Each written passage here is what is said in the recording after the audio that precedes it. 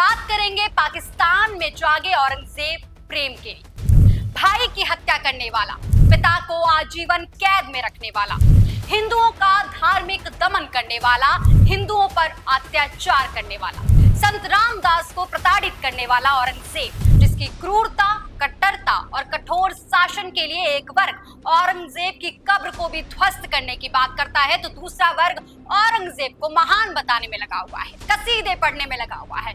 बहस छिड़ी हुई है कि 49 बरस तक देश पर शासन करने वाला औरंगजेब या तो एक क्रूर हिंदू विरोधी मुगल बादशाह है या फिर एक ऐसा शासक जिसने धर्म का इस्तेमाल अपनी सत्ता को कायम रखने के लिए किया है। देश में औरंगजेब को लेकर बहस छिड़ी हुई है, लेकिन जिसने अपने पिता को कैद में रख दिया, जिसने सत्ता पाने के लिए अपने भाइयों की हत्या तक कर दी, अपने बेटों पर अत्याचार किया, अपनी बेटी को कैद में किया, उसे हमने तो क्रूर ही पढ़ा है। लेकिन कुछ लोग हैं जो औरंगजेब को महान मानते हैं, औरंगजेब को अच्छा शासक बताते हैं, उनकी महानता के कसीदे पढ़ते हैं। दरअसल जिस मुगल शासक को हमने क्रूर अत्याचारी पढ़ा है, उसी क्रूर शासक को पाकिस्तानी किताबों में महान बताया गया है। जब आप जानेंगे कि विभाजन के बाद पाकिस्तान में मुगल शासकों को लेकर उनकी क्या राय थी, पाकिस्तान की किताबों में औरंगजेब और अकबर को लेकर कैसी बातें लिखी गई हैं, तो आप भी हैरान हो जाएंगे। पाकिस्तान में औरंगजेब को एक महान मुस्लिम शासक बताकर उनका सम्मान किया जाता है और कहा जाता है कि उन्होंने अपने धर्म को सबसे ऊपर रखा। हालांकि अकबर को भी एक विजेता शासक बताकर प्रशंसा जरूर की जाती है, लेकिन उनकी धार्मिक नीतियों के लिए पाकिस्तान में उनकी कड़ी निंदा की जाती है।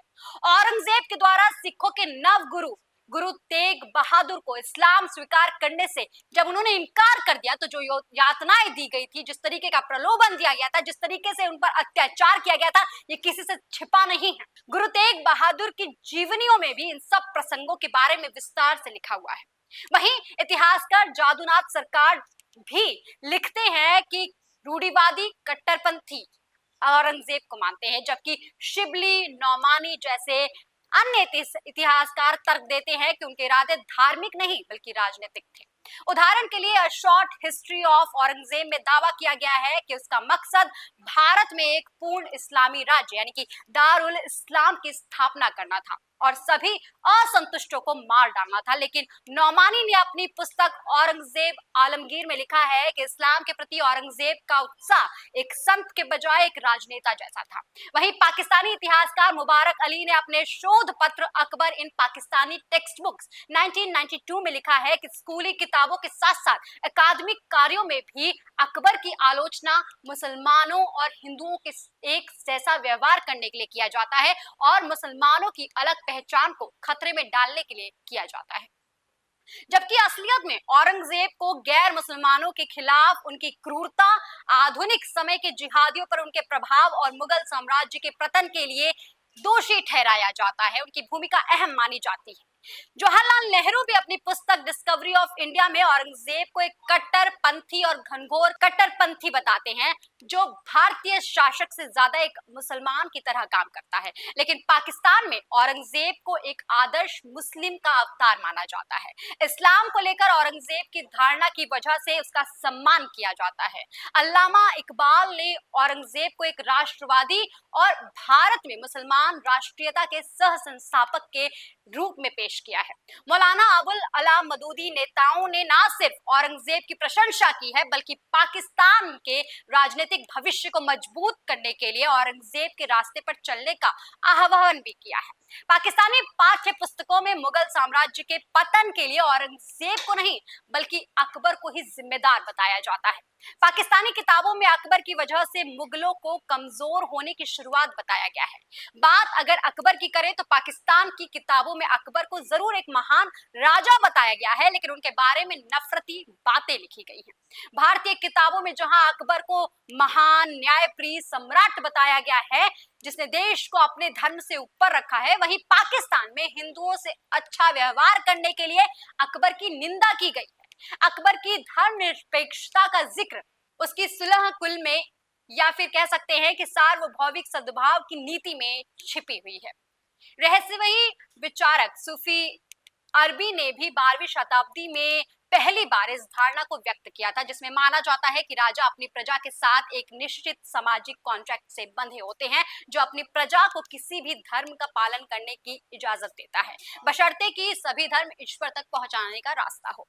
पाकिस्तानी किताबों में गायों के वध पर रोक लगाने, वेदों या महाभारत या रामायण का फारसी में अनुवाद करने के आदेश के लिए अकबर की आलोचना भी की गई है।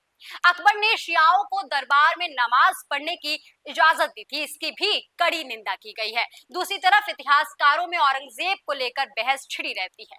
हिस्टोरियन जादूनाथ सरकार लिखते हैं कि औरंगजेब ने गुजरात प्रांत के गवर्नर को पत्र लिखकर कहा था कि वहां मंदिर को ध्वस्त करके मूर्ति पूजा बंद करा दी जाए। अगर फिर से होने लगे तो इस तरह बर्बाद किया जाए कि इमारत का कोई निशान तक न रह जाए। पूजा करने वालों को वहां से भगा दिया जाए।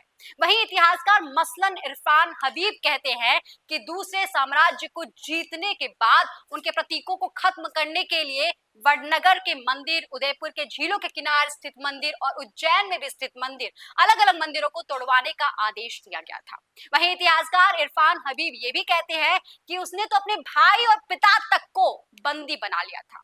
अब हम लोग औरंगजेब के बारे में जितना जानते हैं उतना जितना हमें पढ़ाया गया है, या कह सकते हैं कि हमें सिलेक्टिवली हमारी पाठ्य पुस्तकों में पढ़ाया गया है। सिलेक्टिवली शब्द का इस्तेमाल इसलिए किया जा रहा है क्योंकि इतिहासकारों के बीच अभी भी इस बात को लेकर, औरंगजेब के भूमिका को लेकर बहस चलती रही है। अलग अलग दावे किए जाते हैं। वहीं with the emperors command his officers have demolished the temple of Vishwanath of Banaras.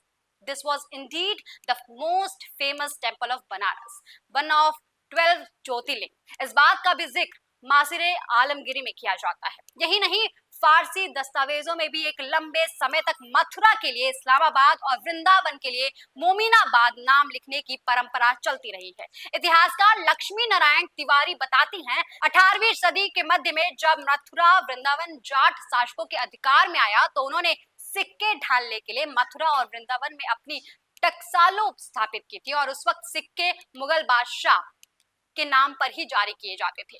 सिक्कों पर फारसी में मथुरा के नाम पर इस्लामाबाद और वृंदावन के नाम पर मोमिनाबाद अंकित किया जाता था। यही नहीं, स्टडी ऑफ हिस्ट्री में भी ये लिखा गया है कि भारतवर्ष के इतिहास में इतना रक्त रंजित कभी भी इतिहास नहीं रहा है।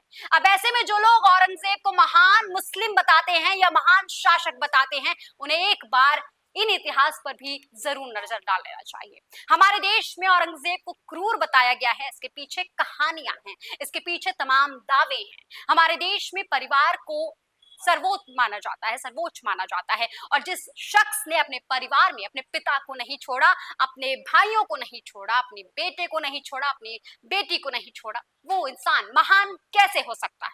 इसीलिए हमारे पाठ्य पुस्तकों में उसे क्रूर बताया गया है, जबकि पाकिस्तान के प्रेम को साफ उजागर करता है जिस तरीके से औरंगजेब को महान बताया जाता है।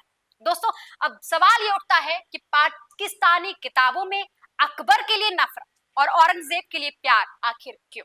दोस्तों, ये सवाल मैं आप पर छोड़ते चलती हूँ। आपका जो भी कुछ जवाब, क्या इस तरीके से औरंगजेब को महान लिखना चाहिए, कमेंट सेक्शन में लिखकर जरूर बताइएगा। और ऐसी तमाम खबरों के लिए देखते रहिए DNP इंडिया।